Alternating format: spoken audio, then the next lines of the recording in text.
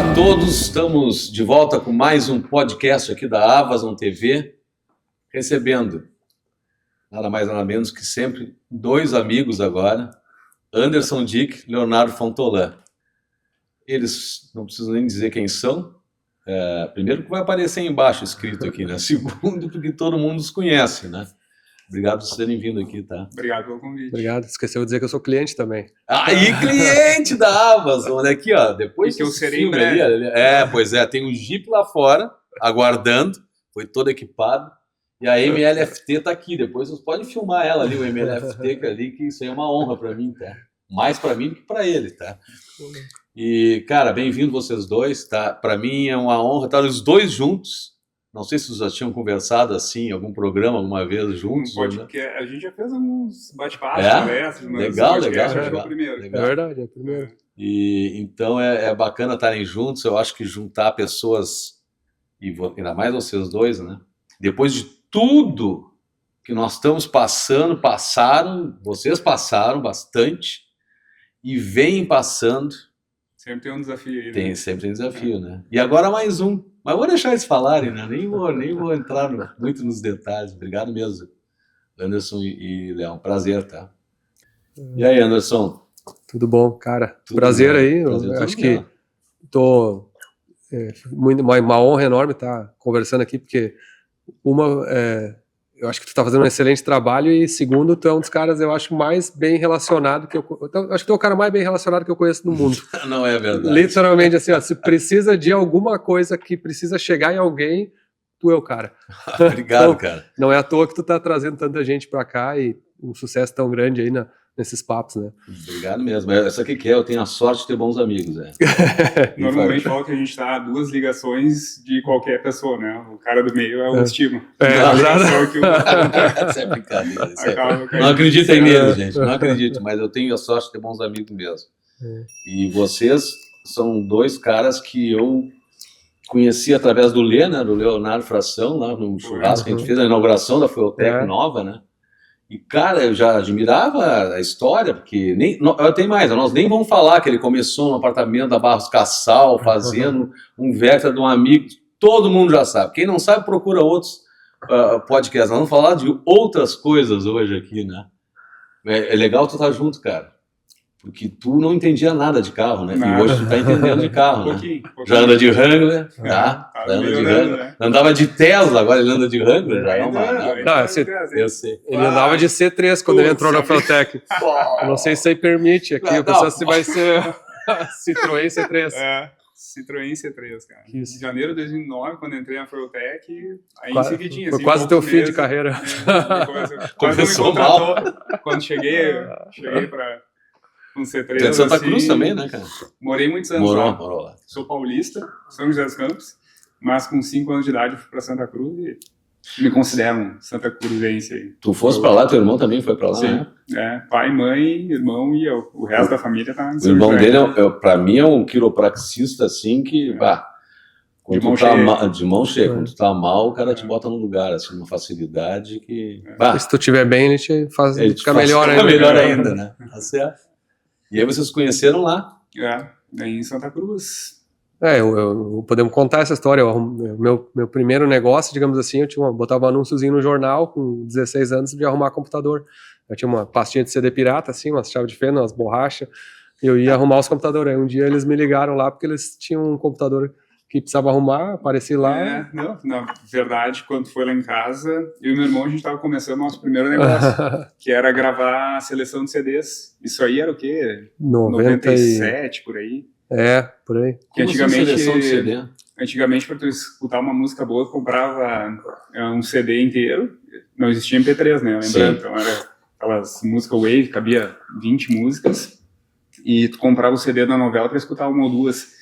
E aí começaram, tu ia nessas lojas de CDs, tu fazia a tua seleção, 20 músicas boas e gravava todas que tu queria escutar. Cara. E aí o meu irmão, assim, a gente tinha um amigo... On demand, já na época. Trazia coisas do Paraguai, a gente comprou um gravador e para instalar esse gravador de CD em casa, a gente precisava de alguém que entendesse e tivesse os programas. Aí a gente Conheceu o Anderson, né? Daí acho que foi de uma motinha. Eu tinha uma jogzinho e uma mochilinha, eu arrumava uns computadores das senhoras aí, eles eram meu cliente. Tu não tava na faculdade ainda, né? Não, essa era segundo grau ainda.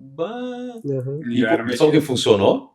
Funcionou e era assim, ó, a gente comprava um tubo com 100 CDs por 100 Era reais. um negócio redondo, não era? 100 reais. Isso. R$1 o CD e vendia por 20. Achei que com aquela marca ia ficar milionário, né?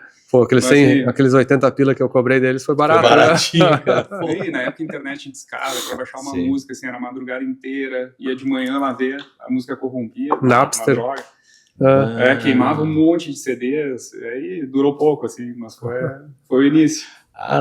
Claro, dava galho já na gravação. Na gravação. Não, mas eu me lembrei. Queimava uns 5 CDs pra tirar um bom, assim. A gente levava o CD gravado aí tinha rádio que não tinha MP3, tu tava gravando MP3? Não tinha MP3 ainda. Tu gravava em que? Wave, a qualidade era melhor, né? O MP4 também tinha. Depois vendia no colégio, sim, pros amigos. Fazia promoção, assim, um era 20, 2 por 30... Aí tinha colegas quase como representantes comerciais que eles saíam vendendo, eles vendiam individual e compravam no pacote. Tu já tinha toda uma rede. É que chama de rede, né? Marketing de rede. Quase isso. Puta, que legal, cara. E tu na Jog vendendo serviço?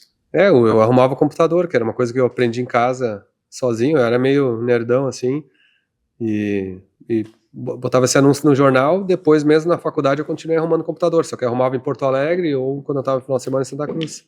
Esse era o meu primeiro negócio. Tu tem ainda família lá em Santa Cruz? Em Santa Cruz a tua esposa é de lá também? A minha esposa é de lá. Então tem a família dela lá. Aí vira e mexe a gente vai pra lá.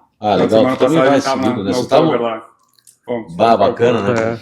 É legal. O Pedrão Esmanioto tava lá, né? Eu encontrei ele lá. Eu também encontrei ele lá. O Pedrão é outro que mudou a vida, né? Casou, tem o João Pedro lá. O Pedro, eu sou fã dele. E Santa Cruz, Porto Alegre, né? E agora o mundo, né, velho? Depois de tantas tentativas, que também todo mundo já sabe que ele foi, voltou. Mas vamos falar da parte de sucesso. Tá bom lá? Tá bom. Eu diria assim... Tá, vamos esquecer a tarifa por enquanto ou não? Cara, eu vou dizer assim, ó, tu tem que aprender a viver a vida lidando com os problemas e ainda assim curtir, né? Então, assim, um desafio desses, por exemplo, todos os dias a gente vai ter um desafio, né? Às vezes uns mais graves, outros menores, os maiores, outros menores. Então, tem que saber lidar com tudo isso, que a gente estava falando agora há pouco, né? Fora do microfone. Nunca vai ser um período sem nada. Sempre vai ter alguma coisa que vai ter que te desafiar. Então, eu diria, ter ido para os Estados Unidos, assim, primeiro é um desafio de mudança de vida, né? Porque tu tem que largar tudo que tu tem aqui, tu tem que aprender tu tem que abrir conta no banco, tu vem com credit score zerado, tu tem que comprar, financiar, e assim tu faz uma nova vida, né? Então, esse já é um grande benefício, eu acho, de fazer um projeto desse de morar fora, sabe? Mas aí vai outros longos. Os guris estão totalmente ambientados lá, né? Então, eu diria que meu mais velho tinha 5 anos quando foi pra lá, agora tá com 14, e mudou o idioma, assim, em 3 meses, ele tava falando inglês já, os outros ali, um tinha 1 ano, então ele praticamente já aprendeu a falar lá, e o outro nasceu lá. Mas eles, obviamente, gostam muito do Brasil, e claro que quando eles vêm pro Brasil, eles são paparicados. Então, assim, a impressão deles é a inversa, assim, é que nem ele vem eles acham que o Brasil é mais legal que lá, porque vem pra cá, ficam paparicados em tudo que é lugar, nas vó, nos amigos, nos conhecidos, assim, e só se diverte. Então, e lá é aula, né? Então é o inverso, assim. Assim como nós aqui levar os filhos para ir para Disney. Para Disney, eles trazem os guris para Santa Cruz, são felizes da vida. E qual é o que tá te acompanhando bastante nas pistas? É o do meio, é o Eduardo, que meu xará, né? Meu xará tem que gostar de pista. E ele começou a se interessar mais, assim, e realmente, assim, já dirige a Mercedes, a SL600 que eu tenho lá nos pátios, tem um Draxler Júnior que eu não consegui levar ele para andar ainda direito, mas é envolvido, e ele me acompanha, assim, eu vou nas corridas, quando pode ele vai junto, até faltou aula esses dias para ir comigo numa lá. Assistir. Quase não gosta, né? Mas não era sempre assim, para eles não entendiam muito bem, assim, para eles era tão normal aqueles carros que eles achavam que a vida era aquilo. Aí ele meio que despertou neles, assim, o mais velho nunca despertou o interesse pelos carros, mas ele Qual é o que é fã de futebol? É o mais velho. Ele tá, joga bem, joga até na seleção do estado da Geórgia lá. Pô, que legal. Pra idade dele. Aí o Anderson comprou uma M5 B10 pro Pedro. Pra ele, é dele. Pra ver se pega o gosto também. Não, ontem me pediu se achar uma... Quem foi? Foi lá? Foi lá no Forte Chimarrão? Quem foi que pediu se achar uma V10? Cara, esse carro é a minha dica de investimento. É louco. Né? Esse carro pode comprar que vai ser raro. Se achar um bom, tem que comprar. Vou fazer esse corte e mostrar pra esposa. A minha deixa de comprar carro. Aí separa essa parte que é um investimento. Por favor. Não, é legal, né, cara? Eu sou Beamer, né? Então, apesar de admirar todos os carros, e tu tem uma caminhonete que ela é aspirada, é V8, é AMG, né? Mas eu adoro uma BMW. Sou fã. Então, olha, bota na lista, tá? Terminou o Jeep, tá? O Jeep tá bonitinho, coisa e tal. Por um próximo carro. O C3 não pretende. É legal? Foi teu. É verdade isso? No primeiro carro? Sério? Chegou com o C3 lá, né? Cheguei de C3. Não, e queria convencer ainda, né? Que era bom. Não, tecnologia embarcada, assim. Ele veio querer te comparar custo, né? No começo era só custo. Exatamente. Falar, né, cara? Custo-benefício. Custo-benefício. Que era bom, assim. Sim, comprou barato, né? Ninguém quer aquela bosta. Tem o Tony Bernardino, ele é dono de uma transportadora e ele tem a Trajeto, que é uma empresa de mentoria de transportador. Ele tem 30 e poucos anos. E a gente gravou esses dias, né? E ele pegou e entrou ao vivo tem, sei lá, centenas de milhares de seguidores, assim, olha, eu tô aqui com um dado de estima que entende de carro e vai me dizer, ele tem uma Volvo, tá? Ele tinha uma BMW, comprou uma Volvo 60, XC60. Volvo é um carro bom ou não é? Eu olhei, eu tava me arrumando aqui, cara, assim... Milhares de seguidores. Cara, e eu disse assim, a Volvo, sim, é um carro que tu te garante que tu vai trocar por outra Volvo, que ninguém vai saber que seja Volvo. Cara, ele ficou olhando assim, que o negócio ao vivo, cara, virou uma mega gozação. Embora seja um baita carro a Volvo, não tinha mais... É só gozação, porque o que vale é brincadeira. Cara, e quais são as novidades da Fueltech aqui no Rio Grande do Sul? Nós estamos passando esse vídeo aqui numa terça-feira, né? Terça-feira, que dia? É a semana que vem. A gente está gravando isso aqui, né, uma semana antes do anúncio oficial, Exatamente, uma semana antes. Mas a gente ainda não caiu 100% a ficha, porque acho que quem acompanha talvez um pouco do automobilismo conhece o Autódromo Velopark, né, e toda a história que tem disso, e a gente teve assim uma ligação muito grande com o Velopark nesses anos, desde a fundação. Eu literalmente estava lá em todos os eventos, desde a pedra fundamental lá, ou do projeto, de maneiras diferentes, né?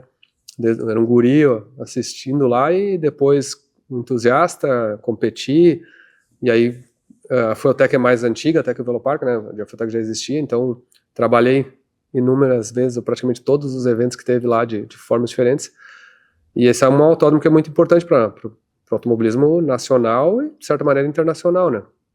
E a gente teve, digamos assim, eu diria a sorte, né? A sorte não é um termo...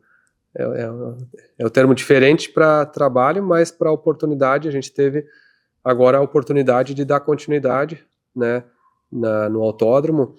A gestão atual da família, né, Johan Petter, que construiu, fez um excelente trabalho, decidiu dar digamos assim, passar para o próximo. E a gente acredita que não tinha gente melhor do que nós para assumir esse autódromo. E a gente conseguiu fazer um plano muito bem elaborado, até modéstia à parte. Acho que foi muito criativo, porque não é uma coisa fácil de fazer uma transação dessas, ainda mais em momentos de incerteza econômica, assim, né? Mas a gente conseguiu comprar o autódromo, então, e somos os novos proprietários do Velopark. Falando e escutando, assim, é a primeira vez que a gente está falando publicamente sobre isso, né?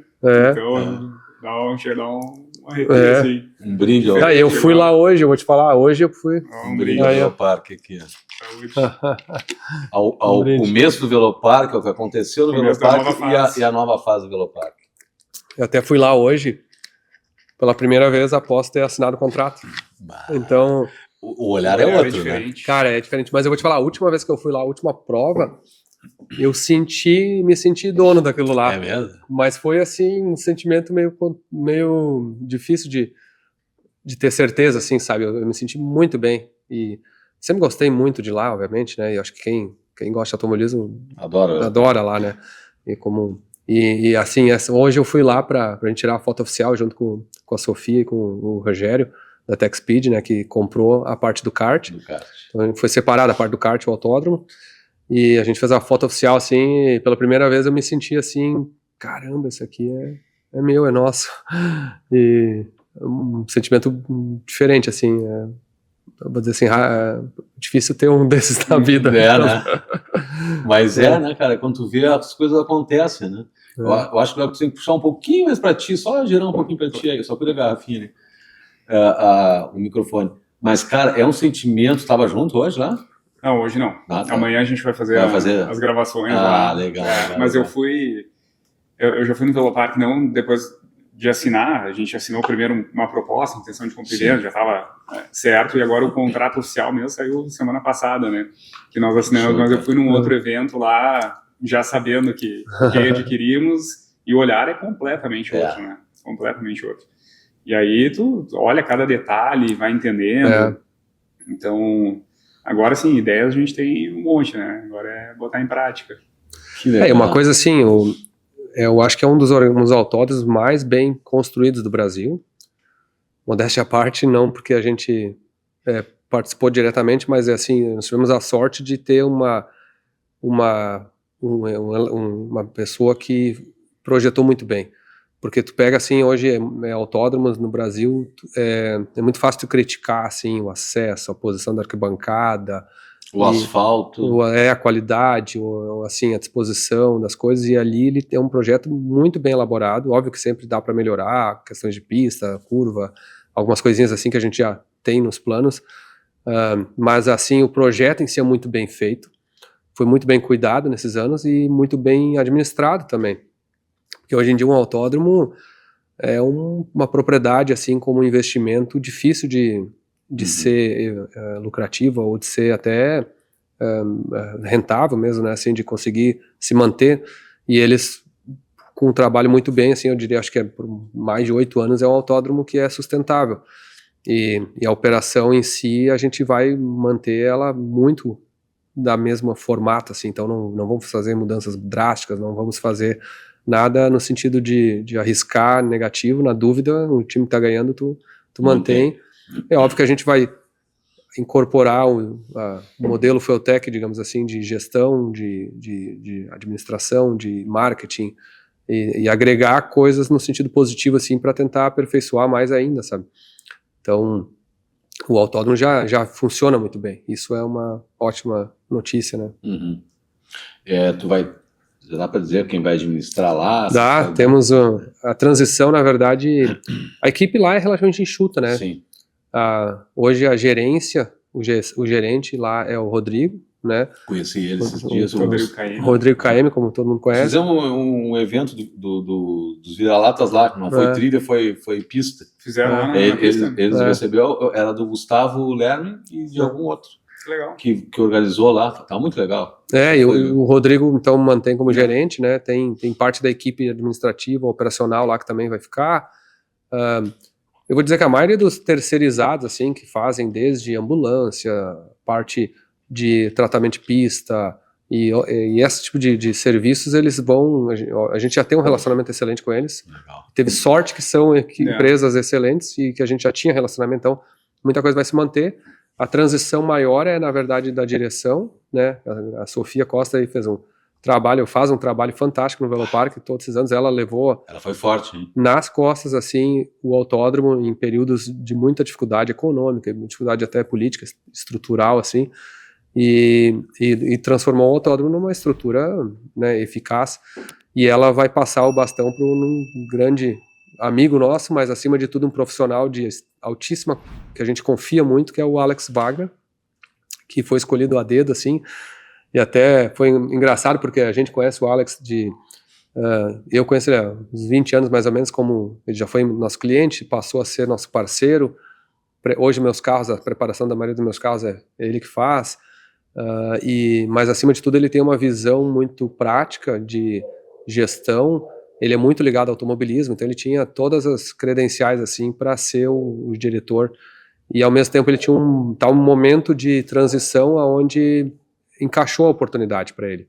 A gente fez a proposta para ele, foi natural, né? Eu, o Leonardo e o Luiz de Leão, que é o nosso sócio. A gente estava conversando assim, quem botar, e eu falei, cara, eu tenho um nome. E aí os outros dois já assim, ó. Mas ninguém falou nada também. Assim, aí eu falei primeiro, eles, cara, era o mesmo cara que eu tava pensando. Se tivesse escrito num papel, ia estar ali que legal isso, né? E até outras oportunidades, a gente já tinha ventilado de tentar trazer ele mais para perto, até quando a gente se mudou para essa sede atual que nós estamos ali, né, no prédio da antiga DHB. E ele era um nome que a gente queria cada vez trazer mais para próximo, e agora essa oportunidade encaixou assim como uma luva. E eu digo assim, tu tem hoje um dos segredos, eu acho que a gente tem do sucesso da Fueltech, até começando pelo próprio Leonardo, é os talentos, assim, as pessoas que Sim. a gente foi trazendo junto e agregando e dando para elas uma oportunidade. E não adianta o cara só tu dar a oportunidade, o cara tem que ser competente, né? Só que quando tu dá a oportunidade pro cara certo, tu consegue trazer, botar na posição e aí tu consegue montar um time fantástico. Hoje, por pensar, a gente está com mais de 300 funcionários e colaboradores diretos e isso, hoje, um nível de gestão e diretoria nosso modéstia à parte, assim, muito alto, muito competente, assim, e a gente sempre busca ser uma empresa de altíssima eficiência. Então, assim, ele nada mais é do que um dos caras que a gente tinha de chave, assim, sabe aquelas pessoas que sabem, assim, um dia se eu achar um lugar... Encaixou agora. A gente ainda não tem a posição para ele, mas, assim, em algum lugar, um dia ele vai encaixar. Não tinha, né? Exato. A gente agora tem. A gente pensava isso. Que legal, ele é craque, né? E ele vai levar a oficina para lá também? E já é uma segunda parte da transição que a gente não sabe porque, de novo, assim, primeiro a gente tem um desafio de pegar uma funcionando e continuar funcionando e aperfeiçoar ela. Então, assim, o primeiro ano ele vai ser um ano de transição, de adaptação. A gente vai contar muita ajuda. A própria Sofia se disponibilizou a contribuir, assim, de maneira como conselho, por exemplo, na administração. E a gente sabe hoje em dia, assim, que nem eu digo, eu vou te ligar também, vou te pedir, dado, preciso falar com fulano de tal. Eu sei que vamos conseguir. Os contatos. E até falando assim, de maneira até literalmente pedindo ajuda, mas já convocando as pessoas até que estão assistindo isso aqui, porque obviamente isso é um grupo de empresários, entusiastas, tem muita gente que deve estar assistindo isso aqui que são competidores.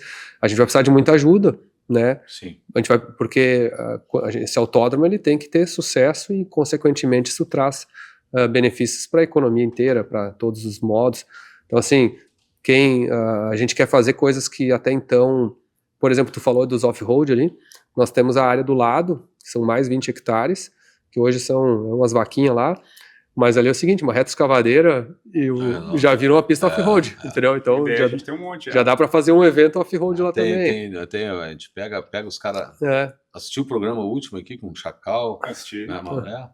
Os dois são especializados em montar a pista, porque o Maurão trabalhou para a Jeep, legal.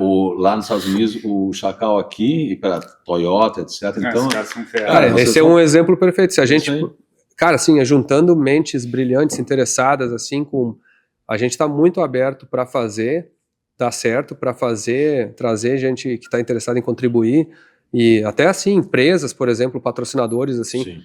Até então, o Velopark sempre teve poucas empresas, assim, como é que eu vou dizer, grandes. Se tu for olhar, assim, na minha opinião, tem poucas marcas vinculadas ao automobilismo que podiam se beneficiar muito mais.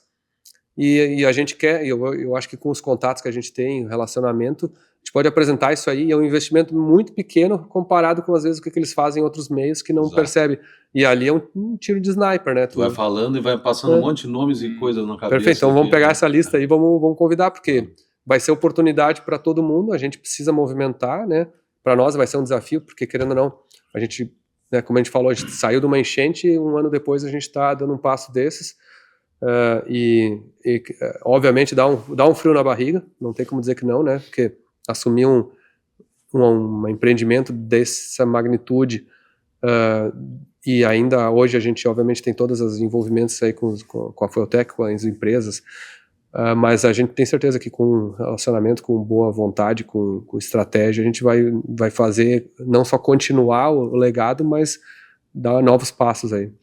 O Léo que tem toda uma espiritualidade tão desenvolvida, se lembra daquela frase de que tu dá o passo que Deus bota o chão, né? É isso aí. Vocês estão falando de passo. A gente resolveu dar um passo e... Deus bota o chão, pode ficar tranquilo. Vocês são do bem, as coisas estão fazendo certas. Hoje nós conversamos aqui bastante com o Ricardo Gomes, que foi o nosso vice-prefeito, e falamos muito sobre a questão de ética, né? E conforme vai passando o tempo, todos aqui já são mais seniors, né?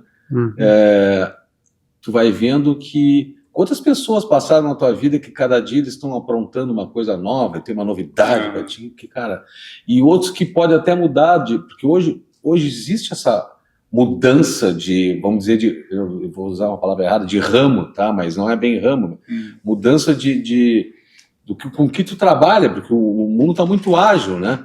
Mas tu vê que a pessoa vem sempre consistente, né? Ela se mantém. Se tu perguntar, se tu não conhecia ela há 10 anos, pergunta para alguém que conhecia ela há 15, e ela vai te dizer.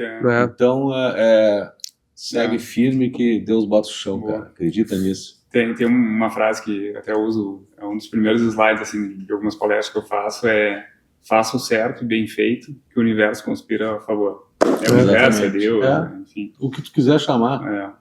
Tá? Mas é isso aí, exatamente isso. Às vezes dá errado, às vezes não é compreendido, mas na curva da vida, dessa passagem nossa por aqui, é sempre positivo. É sempre positivo. E até os desafios, né? Sim. Existem altos e baixos, como a gente falou aí, questão da enchente. A gente se olhava assim, quando estava tudo embaixo da água, cara, espera 2 anos que a gente vai estar melhor do que se não tivesse acontecido. Cara, mas baixar a cabeça trabalha bastante, né?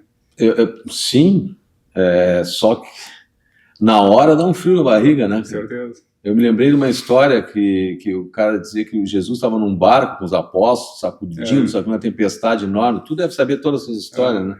E diz que ele dormia lá no meio do barco e os caras, vai virar onda, não sei o quê. Passou 2 dias de tempestade, acalmou. Diz que Jesus levantou, se espreguiçou, né? E os caras, cara, tu aí nessa calma, o que te deu? Disse, não, é que a tempestade passa. Agora bem. Não é assim. É isso aí. Quem diria em maio do ano passado, né, cara, com aquele desespero da região toda de vocês ali embaixo. Sim, a empresa inteira, né? A gente perdeu toda a área industrial, estoque, pronto. Cara, eu vou dizer assim, essa experiência de vida, assim, para quem, né, de nós viveu e, assim, é de agradecer o aprendizado, assim, não é de agradecer o evento, mas é de aprender. Agradecer o aprendizado e a oportunidade de lidar com a adversidade, com pressão e com a cabeça, acima de tudo, né? Porque hoje tu pega, cada vez mais eu reforço isso, assim, o segredo, ou um dos segredos do sucesso é como é que tu lida com a insegurança, como é que tu lida com o medo, como é que tu lida as adversidades e como é que tu enfrenta, como é que tu fica emocionalmente estável, tu consegue te controlar para não deixar um sentimento desses de desespero te tomar. Então, se for pegar assim, cara, pode ser um jogador de futebol, assim, o cara pode ser o melhor jogador do mundo, mas se ele ficar nervoso na hora que ele tiver que chutar uma falta lá, ele vai errar a falta. E aí tu pega um jogador mediano que lida com a pressão, com a vaia da torcida, com a pressão de ser o último minuto do jogo, vai lá e faz o gol. Então, assim, não precisa ser o melhor jogador do mundo, tu precisa estar com a cabeça no lugar e saber lidar com a pressão.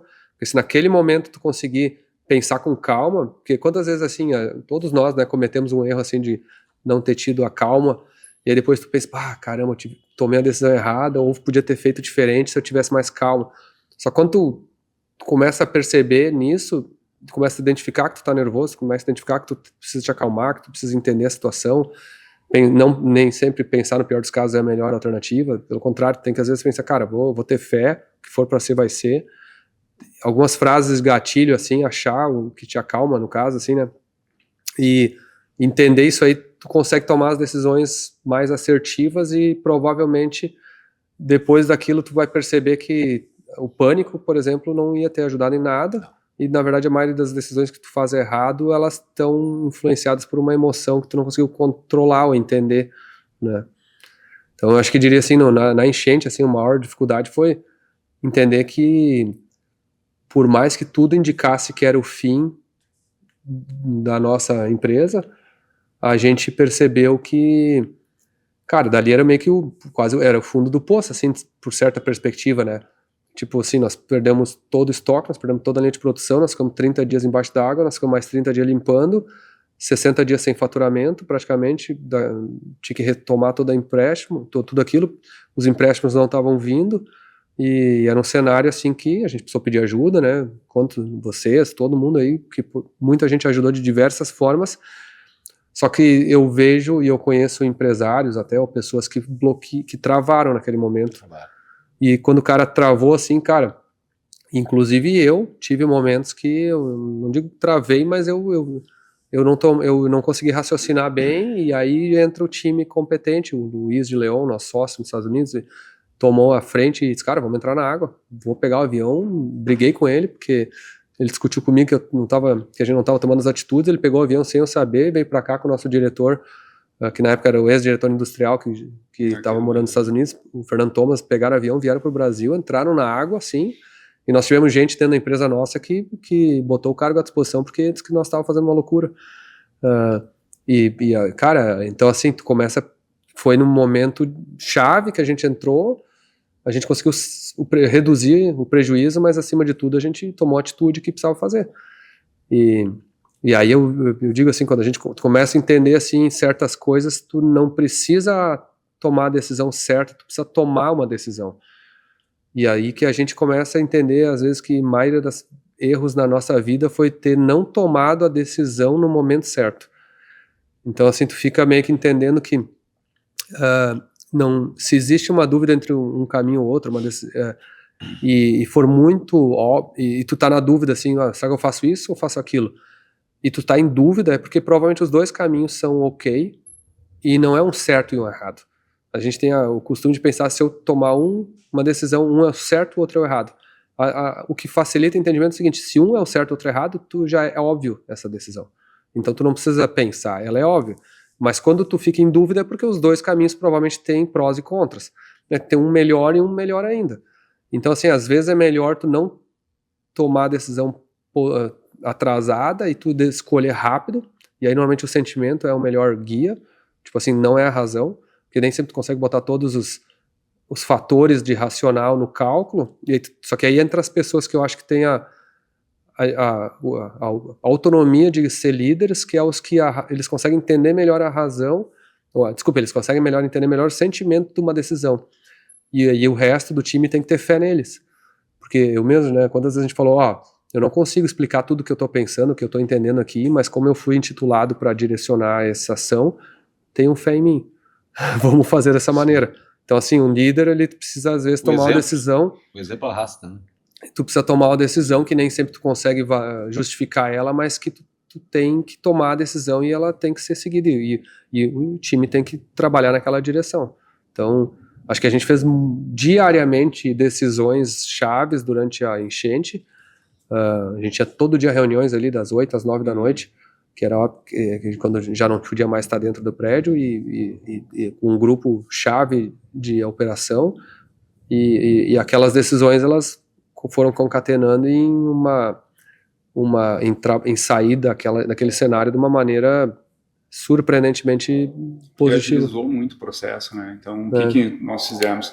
Na primeira semana, a gente, com água 1,80 m, água batendo no peito, no pescoço, a gente estava 1,80 m no umbigo, né? A gente aqui, ó, eu me afogaria. E entrando, tirando material, colocando no barco, levava para o segundo andar, fazia triagem, criamos na segunda semana já uma operação em Canoas, no pavilhão, onde a gente colocou o pessoal da produção para tentar salvar os móveis, depois acabou não dando certo, mas tudo bem, mas a gente foi agindo.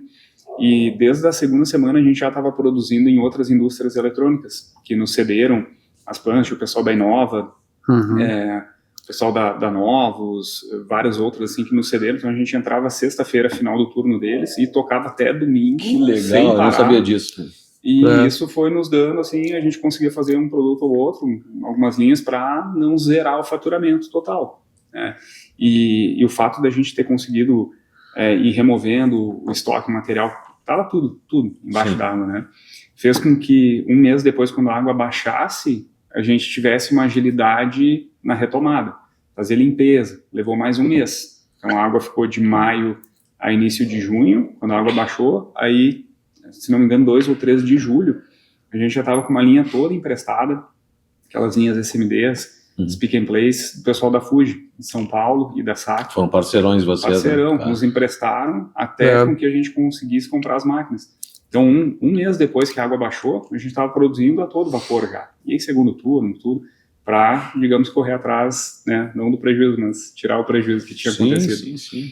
E em fevereiro que chegou as máquinas novas, tudo importado do Japão, mas foi realmente o senso de urgência, de não travar, não parar, que nos manteve em movimento, né? E a gente tomou algumas atitudes assim rápido, por exemplo, assim, desde pedir postergação e congelar boletos, congelar pagamentos, e teve uma solidariedade incrível, assim. Isso é legal. E eu vou dizer assim, surpreendeu muito, porque e aí a gente precisou também, demorou muito tempo para o recurso do BNDES vir, né? Acho que foi 5 meses e meio para vir. Parcelas, né? E a rifa também. O sorteio, né? Na verdade, a gente fez e aí foi uma das outras coisas, porque a gente pensou, a gente tinha 14 mil peças de roupa que mancharam de uma maneira que furou, assim, perdeu a tinta, que não tinha como lavar e vender como novo. E como a linha de vestuário nossa, querendo ou não, é um volume grande, a gente tinha um estoque enorme, 14 mil peças. E a gente teve uma ideia cara, vamos fazer o seguinte, vamos fazer um sorteio disso aí, a gente até, acho que te pedimos ajuda, né, tu nos conectou com o pessoal da PwC, o Jean, e a gente estruturou um sorteio premiado, né, porque até essa é uma coisa importante, né, tu falou rifa, mas te corrigindo, não. Não, pois deixa eu lembrar um negócio. Tu falas, eu tô pensando em fazer uma rifa. Tu não vai entrar nessa de rifa, né, cara? Exato. Faz um sorteio sério. Tu tem uma puta empresa. Não, mas como eu vou pagar um imposto? Aí veio Exato, então. Sugestão porque, obviamente, estava bem numa fase de rifas ilegais e um monte de contravenções assim. Mas, ao mesmo tempo, existem formas legais de fazer um sorteio premiado, de fazer. O que a gente precisava fazer? A gente precisava vender todas essas camisetas. Junto com isso a gente tinha eu tinha recém-lançado um livro, né? Aí veio a sugestão dele, foi essa foi deles, virtual, né? Foi o manual do Gearhead, que na verdade a gente tinha acho que uns 3, 4 mil livros que acabaram perdendo na enchente. A gente fez a versão digital deles, e aí com a versão digital do livro, com o vestuário que estava resgatado da enchente, a gente fez um carimbo, e aí eu tive que botar uma cereja ali que era para atrair o pessoal a contribuir também, porque que foi pegar o meu carro. Eu peguei dos meus carros, até eu me lembro disso aí. O Leonardo, eles não acreditaram quando eu falei, até perguntando, tu tá brincando ou tá falando a verdade? Não, cara, tô falando a verdade, vou botar o meu Mazda pra sortear, que era o meu carro, foi literalmente assim, o carro com maior valor que eu tinha, que estava disponível no Brasil, emplacado, digamos assim, que eu poderia disponibilizar numa ação dessas em curto prazo de tempo. Qualquer outro dos meus carros voltavam nos Estados Unidos ou eles não tinham um valor tão relevante. E foi o que a gente fez. Fizemos essa ação, ela nos resultou assim um fluxo de caixa rápido que ajudou no início, obviamente, ajuda, e a gente desovou e acabou. Eu acho que foi uma campanha que também deu uma simpatia muito grande. Enorme. Porque as pessoas entenderam a causa, ao mesmo tempo, até hoje eu vejo pessoas usando peças resgatadas da enchente, assim, que tu vê o carimbo ali. É só para explicar que foi feito um carimbo para essas peças, foram lavadas, né? Foram lavadas, e tudo higienizado direitinho, foi feito um carimbo, resgatado. Produto resgatado da enchente 2024. E, cara, assim, as pessoas usam com orgulho, assim, claro, produto todo manchado. Coleção, claro. Eu tenho algumas rasgadas até, assim, que eu botei como quadro. Então, assim, a gente fez foi uma conexão muito grande, assim, entre as pessoas serem solidárias, contribuírem, ajudarem. Então, assim, acho que tudo isso que a gente conseguiu fazer ali nos deu uma união muito grande. Foi uma seleção natural também, né? Eu acho que as pessoas que demonstraram maior capacidade de gerir as dificuldades, problemas, elas cresceram, né? E teve muita gente que saiu do estado, muita gente que tipo assim, trocou de emprego. Cada um vai lidar de uma forma diferente. Mas me orgulho muito, sim, do como a gente conseguiu superar isso, sabe, de uma forma tão positiva, sabe, num momento tão difícil. Cara, isso aí é realmente motivo de orgulho. A gente vê, nós temos assim, eu acho que eu falei esses dias aqui, inclusive a gente sai de Porto Alegre em direção ao aeroporto, aqui pega a Avenida Pernambuco, por exemplo.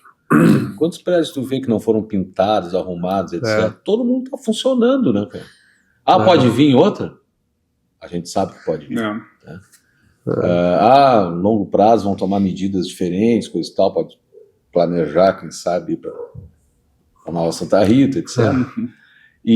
Mas a agilidade do vamos lá, isso aqui foi uma característica daqui, né? Sim. Uma característica. Alguns ficaram, deram aquela travada, né? Tu dissesse, muito bem isso, mas a maioria andou, né?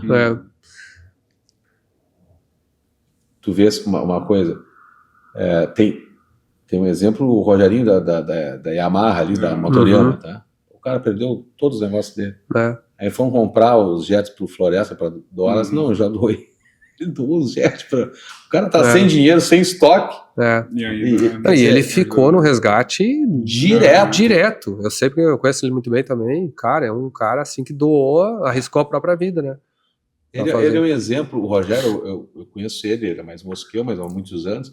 O pai dele corria de moto, não é o Joel, criou a Motoriama, e tu vê quantas lojas concessionárias de moto, pô, Yamaha então teve sei lá quantas, tá? E eles existem desde os anos 70, e estão lá firmes, e continuam vendendo, são líderes em venda nisso, sempre de uma forma consistente. Também é uma aula, o Joel já faleceu agora, né? Mas o Rogério, para mim, é um cara que me inspira muito, tá? Eu gosto muito dele, também. Um cara bom caráter, né? É legal. E assim tem vários, né? Tá. Não é à toa que eu acho que no final das contas, os que ficam são os que realmente vinham fazendo certo, né? Tipo, o cliente falou, o cara que tá fazendo rolo, que tá cometendo algumas coisas, ele não vai, 10 anos depois ele vai se mudar. Ele pode ter um sucesso, ganhar bastante, mas é curto, vai, é curto sim, Como é que tu pergunta se o cara tá 20 anos no mesmo lugar, ou tipo, tá 20 anos, se tu conhece o cara há 20 anos, aí tu sabe exatamente se provavelmente a pessoa de confiança. Como é que ele é, né? Mas então mudando, passamos pela enchente, né? Como diz o nosso amigo César Salti, né? Assim, nós soterramos a enchente, nós estamos agora num movimento de crescimento, Teve um capítulo interessante que eu acho que é legal citar, porque a gente está falando meio relacionado a empreendedorismo, né? A Fueltec, hoje, ela dá um pequeno enquadramento para as pessoas, né? A gente fundou a empresa em 2003, então tem 22 anos, assim. O Leonardo entrou em 2010, né? 9, né? E como sócio depois, e em 2000, a gente tentou entrar nos Estados Unidos em 2008, não deu certo, na Califórnia, tentamos entrar em 2009, New Jersey 10, 11, ali a gente em 2013 a gente estabeleceu uma parceria com a Proline, que é uma empresa especializada em motores de alta performance lá para arrancada na Georgia, nos Estados Unidos, e acabamos em 2014 virando sócio deles, não, 15, não lembro agora. 14, janeiro de 15 começou a operar. Mas digamos assim que o negócio foi feito em 14. E aí, na época, a gente foi sócios lá, e eu vou dizer assim, depois, isso foi a 4ª tentativa de entrar no mercado americano. E foi muito assertivo, porque eles eram uma empresa, e pessoas muito influentes no mercado, conseguiram influenciar e dar o aval que a gente precisava para entrar no mercado, e todo o suporte assim, de estratégia, estrutura. Mas com isso a gente tinha as operações Fueltec Brasil e Fueltec USA, elas eram composições societárias diferentes, e que sempre funcionou muito bem, assim, especialmente, eu digo assim, tu quer escolher um sócio é muito delicado, é pior que casamento, né, não precisa dar os detalhes, então hoje ter um sócio é uma coisa muito elaborada, felizmente eu sempre tive sorte no meu sócio, eu brinco, mas ao mesmo tempo, em 2017, a empresa nos Estados Unidos cresceu bastante, eu acabei me mudando para lá, em janeiro de 2017 me mudei para os Estados Unidos, e assumi assim a gestão diretamente. E eles ficaram mais assim, menos operantes, digamos assim, e basicamente de 2017 até 2025, 24, a gente praticamente transformou assim uma segunda fase da Fueltec USA. E E, ao mesmo tempo, a gente percebeu algumas dificuldades operacionais tendo composição societária diferente aqui e lá, e a expansão dos Estados Unidos acabou... Hoje, os Estados Unidos fatura mais que a unidade no Brasil. A gente já tem a nossa exportação, os Estados Unidos já representa mais do que o próprio mercado brasileiro, né? E o potencial lá ainda é múltiplos do que o potencial do mercado brasileiro no nosso ramo, né? Então, assim, obviamente é muito importante. E a gente estava com planos de fazer uma integração disso aí, só que quanto elaborada. A gente tinha eram 8 sócios entre os brasileiros e os americanos, 4 americanos, 4 brasileiros na operação dos Estados Unidos. E a gente conseguiu, digamos assim, após a enchente, a gente teve uma dificuldade muito grande, onde é que a gente precisava fazer um modelo de... A gente precisou de recursos que não estava conseguindo, a gente não conseguiu usar a empresa lá para fazer isso, e de uma maneira muito legal até, os nossos sócios americanos sentaram na mesa com a gente e disseram, ó, vamos resolver isso aqui, o que vocês precisam para, de certa maneira, unificar a empresa. Eu tenho um plano aqui, a gente vende a nossa parte para vocês, e sabe quando um negócio assim o valor que a gente estava entendendo do negócio e o valor que eles estavam entendendo do negócio eram inversamente benéficos. Então, assim, a gente conseguiu chegar muito fácil num acordo. Eles tiveram um retorno de investimento fantástico, nós conseguimos unificar a empresa e a gente fez essa mudança, literalmente assinamos o contrato 30 de janeiro de 2025. E aí com isso a gente unificou a operação da Feltec, a gente chama de Feltec Global, mas a Feltec USA, Feltec Brasil, Feltec Europa, a gente unificou com os mesmos sócios. Eu e o Leonardo já éramos, digamos, os sócios originais aqui da Feltec Brasil. Ficou da Feltec USA o Luiz de Leon, que era um outro cara que vale a pena um dia tu também conversar. Quando tiver oportunidade, eu nunca tive com ele pessoalmente, mas não é só à toa, ouço elogios, né? Um cara tecnicamente fantástico, empreendedor também, era estagiário nosso, aceitou ir para os Estados Unidos quando ninguém aceitou. Foi o primeiro funcionário que foi tocar a missão lá. E hoje é um dos caras que é o meu braço direito, sim, na parte técnica, estrutural, desenvolvimento. Bom, e aí ficou nós 3, a gente conseguiu unificar as empresas, trouxemos ele como sócio aqui do Brasil, e hoje a gente está com essa estrutura, onde é que eu, Leonardo e o Luiz como sócios e complementares. E aí, olha como são coincidências, assim, foi rápido, mas foi demorado, porque eu nunca preenchi tanto documento na minha vida para conseguir um financiamento imobiliário, um financiamento nos Estados Unidos do SBA, que é como se fosse um BNDES americano, é o Small Business Association, e a gente assinou literalmente em 31 de janeiro de 25, conseguimos o recurso para fazer a aquisição, fizemos a transação lá, foi tudo perfeito, e em início de março o Trump anunciou que o SBA não fazia mais empréstimos para empresas que não eram 100% de cidadãos ou residentes americanos. Novamente.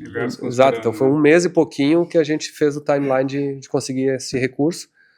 E aí a outra sorte, isso era março, né? Abril, tarifaço.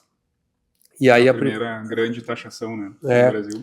E aí quando a gente viu, a gente hoje, até então a gente pagava menos de 2% de imposto de importação dos produtos no Brasil, para exportar do Brasil para lá. E passou 2 lá ou 2 aqui? Lá, de importação dos Estados Unidos importando do Brasil. Perfeito. E aí esses 2% passou a 10%, que multiplica por 5. Multiplica por 5 o imposto, né? Já é um pânico, né? O que a gente fez? A gente, por causa de ter essa estrutura já unificada, nos possibilitou a fazer uma transferência de estoque muito rápida. Então a gente pegou literalmente assim, tudo que a gente tinha recém-recomposto pós-enchente de estoque para atender os mercados, a gente transferiu praticamente muito rápido para os Estados Unidos. Vocês no fim de semana bombando para lá. Né? E aí conseguimos chegar a tempo, escapamos da tarifa e conseguimos compor um estoque que perdurou por vários meses. E aí o pulo mesmo do tarifaço foi de 10% para 50%. Aconteceu em agosto, né? Se não me engano, 1º de agosto, acho que foi. Mudar para 6 de agosto, mas ali, então, final de julho, a gente também... E aí a gente mandou mais... Não dormia, né? Nem tu, nem um monte de gente. Né? E a gente mandou mais uma quantidade grande de estoque para lá, e essa quantidade, digamos assim, supre agora aproximadamente até o final do ano. Então, assim, e aí, claro, a gente está estudando todas as contornos e alternativas e rezando para que eles também resolvam. Uma química entre os presidentes ali, A química é maravilhosa. Mas assim, ou seja, tu vê que é uma sequência de fatores muito... Se um desses fatores não tivesse dado certo, a gente não ia ter conseguido, por exemplo, contornar o tarifaço dessa maneira. Então, assim, tudo é muito elaborado, e a própria agora, obviamente, um dos contornos muito possíveis para a questão da tarifa é fazer a produção fora do Brasil, fazer a produção propriamente nos Estados Unidos. Então, assim, só que para fazer isso a gente precisava ter empresa unificada, a gente precisava ter estrutura única. Foi no momento correto. Então, tudo meio que se alinha, assim. Literalmente, quando dizem a males que vem para bem, parece que esses desafios estavam nos preparando para um momento melhor. Brincadeira. E no timing exato. Essa visão, esse acerto de vocês, eu acho que é tremendamente importante, porque larga o eu nosso aqui para o nosso de todos, né? Fica muito mais fácil resolver as coisas assim, né? Não tem, digamos, não tem conflito assim, de interesse. Não tem ciúme, não tem nada. Deu certo lá, deu certo para nós. Deu certo aqui, deu certo para nós. Não, e vocês têm desafios agora dos caminhos, né? Mas o universo tem conspirado a favor. Então, quem sabe, né? Ou rola química de verdade, ou outras coisas, né? Exatamente. Isso aí. Assim, uma coisa que nem, vamos dizer assim, nos pior dos casos, hoje em dia, felizmente nosso produto não é uma commodity, assim, com preço regulado, sabe? Então, assim, por maior que for o cenário, onde o pior cenário que for, assim, que mantivesse uns 50%, existem maneiras, assim, de, por exemplo, a exposição do produto ao imposto ser menor, e tu conseguir, de certa maneira, não repassar integralmente o produto, mas mesmo assim, no nosso caso, isoladamente, eu não digo isoladamente, mas assim, nós somos umas exceções, porque não adianta o cara vender suco de laranja 20% acima do resto do mercado. Mas, que a gente falou, cara, se a gente não tiver alternativa, a gente vai ter que melhorar o produto 20% de alguma maneira que não impacte no custo para que a gente possa subir 20% o preço do produto e esteja ainda competitivo. Então, assim, no pior das hipóteses, a gente vai fazer dar certo. Isso aí vai dar, assim, a caminhada que vocês estão dando, assim, é fenomenal, né? Eu quero te fazer uma pergunta, já leu esse livro? Não. Esse livro está autografado para mim, eu não li ainda, comecei a ler, do professor Malvestre. Eu vou te emprestar ele por 30 dias. Aí, obrigado. Gostei, emprestar com prazo. Testemunhas aí, por favor. Tem algumas de anos que não voltaram os livros. Mas tu vai ver, cada vez que tu abrir, tu vai se sentir culpado, vai me devolver. Mas por que por 30 dias? Porque ele fala sobre a criação de valor. Cada vez que o dono bota dinheiro dentro da empresa, como ele é remunerado, tá? Isso é uma coisa que pouca gente faz. Ele já fez uma palestra no IBEF, esses dias ele esteve em Porto Alegre, ele, na verdade, ele é gaúcho, lá de Caxias, e mora em São Paulo há 50 anos, tá? E ele me convidou para almoçar de novo, e aí me deu o livro. Cara, é muito legal, porque ele faz a pessoa remunerar o dinheiro aportado que vocês poderiam pegar o dinheiro de vocês e botar aí e pescar. Selic é 15%. Tá? Ele fala em pescar, tá? Exatamente. Então, tu tem que calcular isso, o teu investimento. E ele fala sobre isso, tá? Ele é VEC, ele fala sobre isso. Lê que é legal, cara. Tá? Até para vocês planejar nesse sentido e não achar só que o empréstimo, o que vocês botam, vai tá tudo explicado, eu não vou me alongar aqui, mas é bacana, me lembrei, eu estava olhando ele aqui, tá?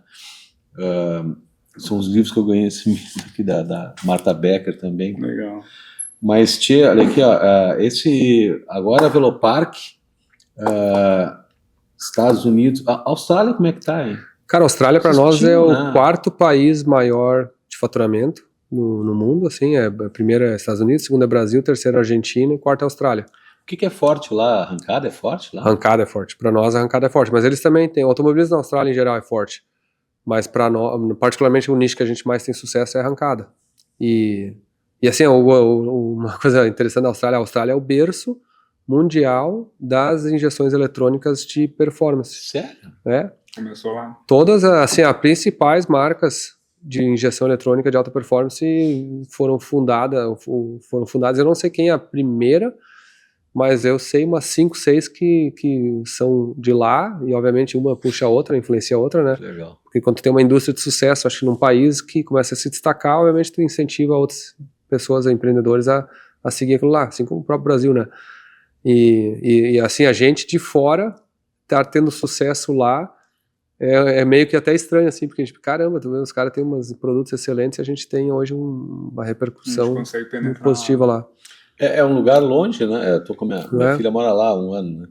E é um lugar longe, mas eu me lembro, eu gosto de corrida de carro, tinha DTM, né? Que era, para mim era a coisa mais legal de pista era a DTM.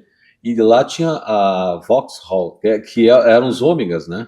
Sim. Que competiam lá de igual para igual, né? Sim, até hoje a categoria lá de circuito lá é fortíssima. Assim, forte. Né? Os caras têm muito forte. E a gente tem um funcionário lá que cara, nosso funcionário há uns 10 anos, eu vou te falar, chama Nathaniel, um australiano. Um pouquinho depois que a gente... E a gente tem 2 distribuidores também, há uns 10 anos mais ou menos lá, uma sinergia muito positiva, assim. Eu já fui algumas vezes para lá e o trabalho é muito bem feito lá por esse formato de distribuição. Obviamente, nos nossos planos aí, a Austrália e o Oriente Médio são os próximos que a gente vai estabelecer algo mais estruturado, assim como a gente fez na Holanda agora para a Europa, acho que faz um ano e meio, por aí, 1 ano e meio, 2 anos que a gente tem a Feltec Europe, baseado na Holanda. Temos um funcionário que trabalha com base na Alemanha, em Munique ou Stuttgart, não lembro agora. E aí a gente acaba cobrindo a Europa, assim. Então, de certa maneira, dentro dessas nossas expansões internacionais aí, a gente quer, com certeza, a Austrália e o Oriente Médio são os próximos. O Oriente Médio, bom... O Oriente Médio uma loucura, é muito diferente, né? Tipo assim...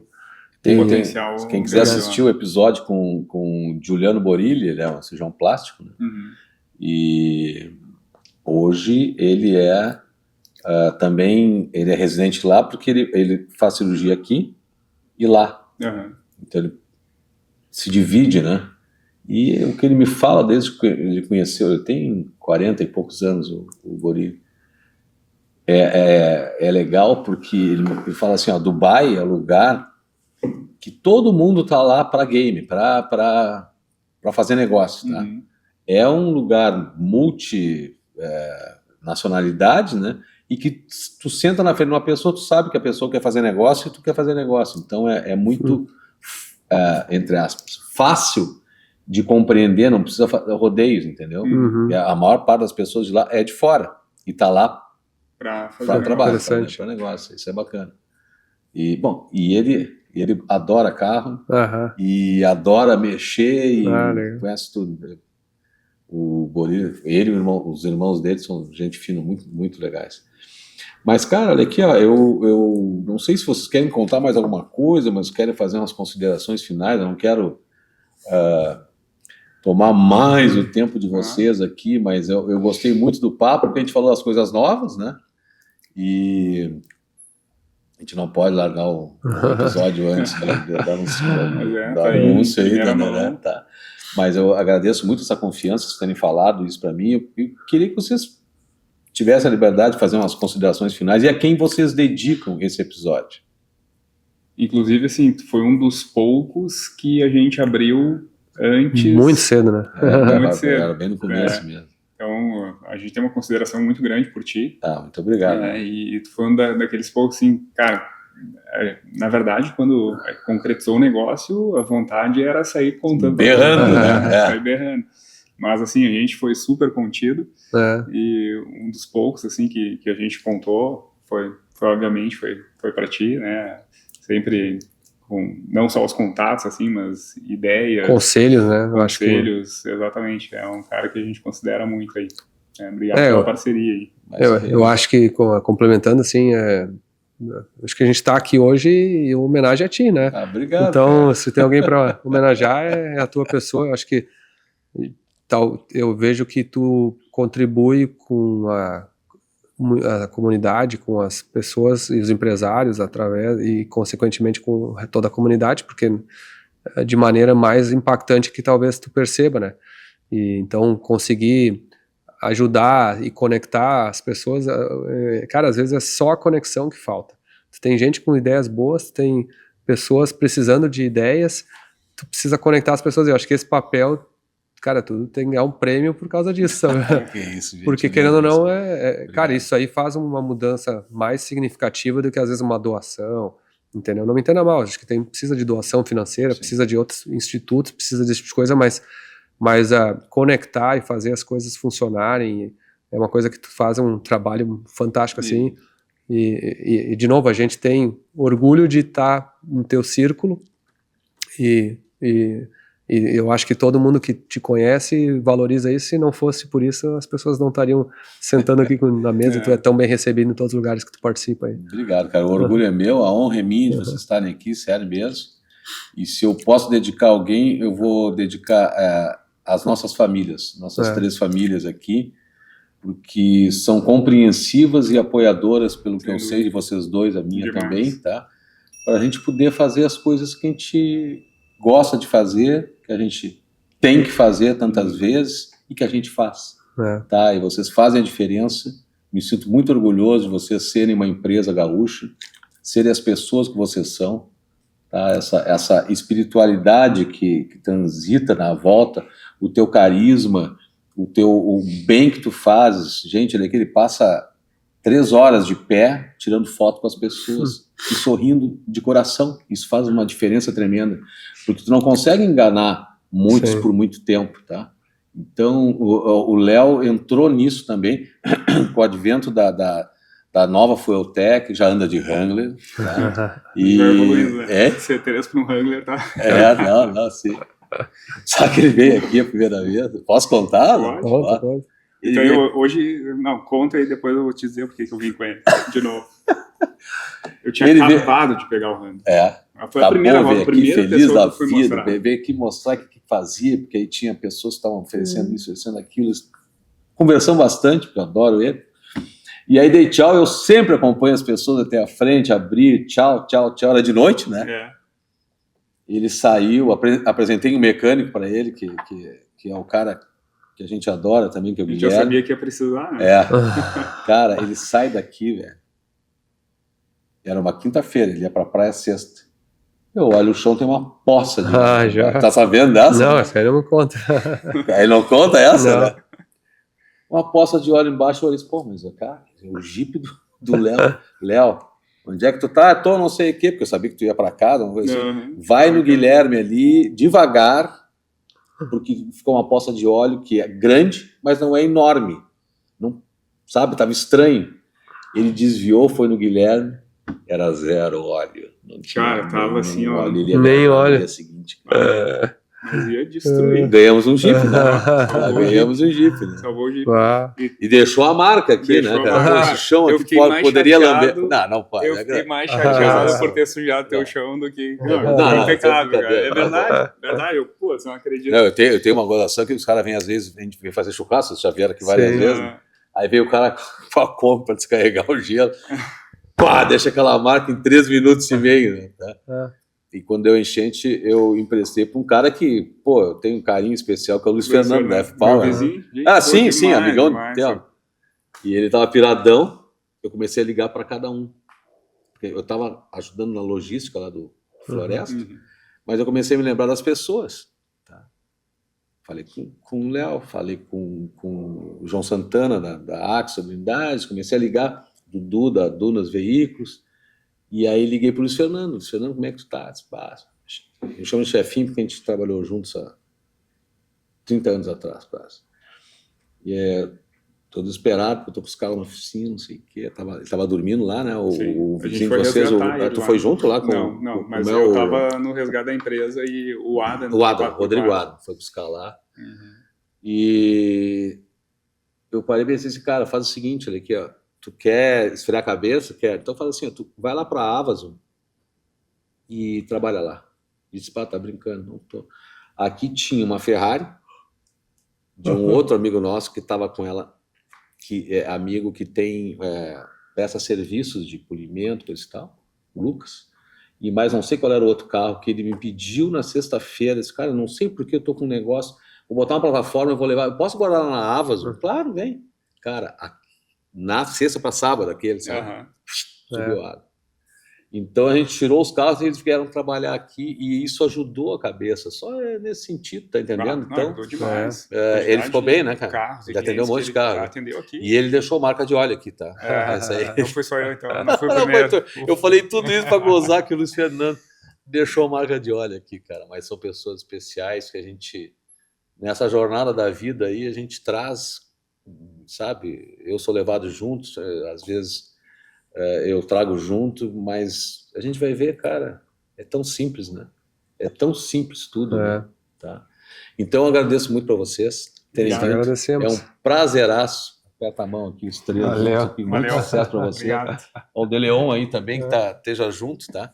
E que a gente possa conversar também numa outra oportunidade. Obrigado a vocês. Valeu. Tá? Eu agradeço, gente. agradecemos aí. Valeu, gente. Valeu. Obrigado.